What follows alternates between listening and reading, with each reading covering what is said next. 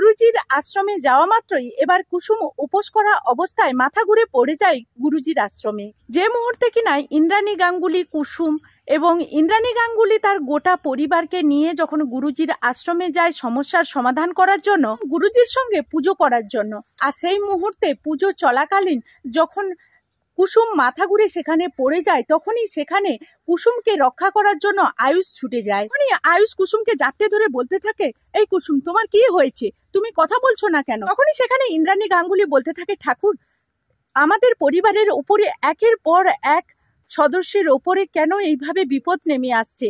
কি দোষ করেছি আমি, বলো? তখনই গুরুজি বলতে থাকে, ওকে নিয়ে চিন্তা করার কোনো প্রয়োজন নেই। এই গঙ্গা জলটা নাও, ওর চোখের উপরে ছড়িয়ে দাও, ও ঠিক সুস্থ হয়ে উঠবে।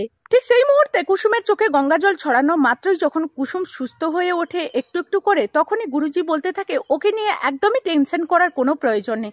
ও আমাদের সকলের মাঝে থাকলে তাহলে এমনিতেই ও সুস্থ হয়ে উঠবে। তখনই আয়ুষ বলতে থাকে, না, ও কিছুতেই সুস্থ হয়ে উঠবে না গুরুজি। ও এরকম নির্জলা উপবাস রেখেছে।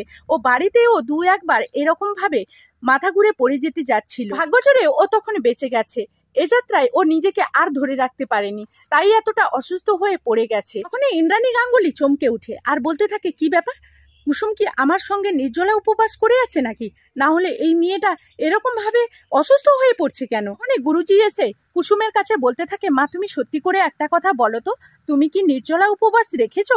তখনই কুসুম চুপ করে থাকে, আর সেই চুপ করা অবস্থায় ইন্দ্রাণী গাঙ্গুলি তার প্রশ্নের উত্তর পেয়ে যায়। তখনই আয়ুষ বলতে থাকে, এর জন্যই তোমাকে আমি বারবার করে বলেছিলাম, সেদিন তুমি কাকিমণির হাতে ধরা পড়ে গিয়েছিলে। এত উপোস করার তোমার প্রয়োজন আছে বলো তো?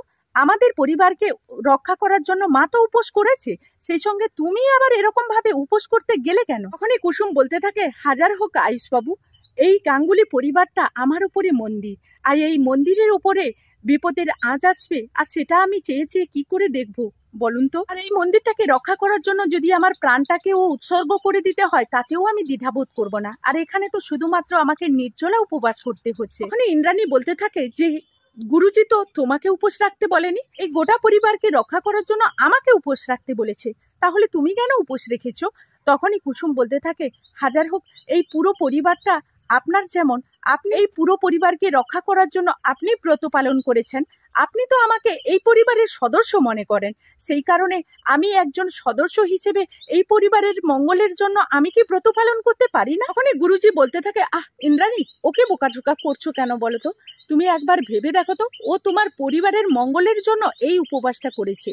যে তোমার পুত্রবধূ হতে চলেছে দুদিন বাদে, সে কিনা এই ব্রতটা যার পালন করার কথা সে করেনি, কিন্তু তোমার বাড়ির কাজের মেয়ে, তোমার বাড়িটাকে সে নিজের মন্দির বলে মনে করে, সে তোমাদের মঙ্গলের জন্য উপবাসটা করেছে। ইন্দ্রাণী, তুমি নিশ্চয়ই এখন বুঝতে পারছো ও কতটা এই পরিবারকে আগলাতে চায়। তো বন্ধুরা, এই ছিল কুসুম ধারাবাহিকের নতুন আপডেট। আবারও নেক্সট আপডেট নিয়ে তোমাদের সামনে খুব তাড়াতাড়ি হাজির হয়ে যাব।